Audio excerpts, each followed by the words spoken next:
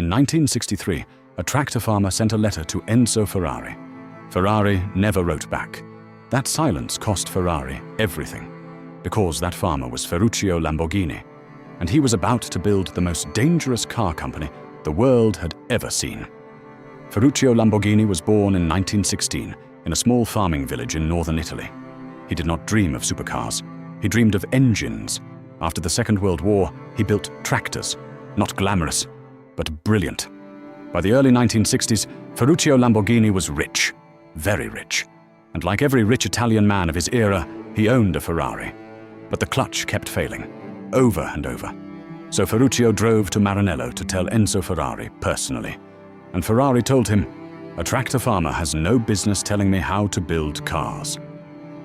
Ferruccio Lamborghini drove home in silence and decided to build a better car than Ferrari. Not someday, immediately. In 1963, Lamborghini Automobili was founded in Sant'Agata Bolognese, just 30 kilometers from Ferrari. Ferruccio hired the best engineers in Italy, many of them poached directly from Ferrari. He told them, "Build me something Ferrari cannot." The result was the 350 GT, unveiled at the 1964 Geneva Motor Show. Beautiful, powerful, and completely hand-built. The world noticed, but Ferruccio wasn't satisfied. The 350 GT was beautiful. He wanted something terrifying, so he gave his engineers one instruction: no limits. Build the car that has never been built before. Geneva Motor Show, Lamborghini unveiled the Miura, and the entire automotive world went silent. No one had ever seen anything like it. A mid-engine V12 road car, the world's first true supercar. The Miura could reach 280 kilometers per hour in 1966, when most cars struggled to reach 160. It was not just faster. It was from another dimension. Enzo Ferrari saw the Miura. He said nothing publicly, but privately he knew. The tractor farmer had done it. The bull had beaten the horse. But Lamborghini wasn't finished shocking the world. In 1971, they showed a prototype that made grown men weep. The Countach, a word in the Piedmontese dialect that roughly translates as, "Good God, what is that?" When workers at the factory saw the prototype for the first time, that is exactly what they said. The Countach was on every teenager's bedroom wall throughout the 1970s and 1980s. Not a Ferrari, not a Porsche, a Lamborghini, the poster car of a generation. But behind the glamour, Lamborghini was struggling.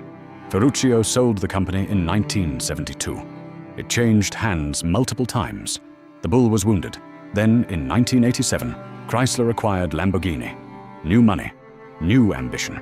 And in 1990, the Diablo arrived. 0 to 100 in 4 seconds. Top speed, 325 kilometers per hour. The fastest production car in the world. In 1998, Audi acquired Lamborghini. Some feared the German efficiency would kill the Italian passion. They were wrong.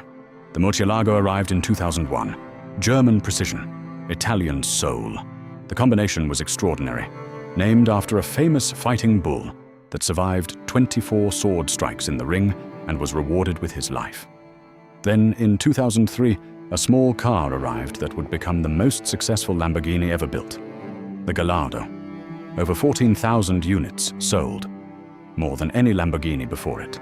It proved that the bull could be tamed, just enough, without losing its fury. In 2011, Lamborghini replaced the Murcielago with its greatest creation yet, the Aventador. A car so extreme it used a carbon fiber monocoque chassis, Formula One technology, in a road car. 700 horsepower, 0 to 100 in 2.9 seconds. A top speed of 350 kilometers per hour. The Aventador was not a car, it was a weapon. And then in 2018, Lamborghini did something no one expected. They built an SUV, the Urus. Critics called it a betrayal. Purists were horrified. But the Urus became Lamborghini's best-selling car in history, outselling every supercar they had ever made. The bull had found a new territory and conquered it.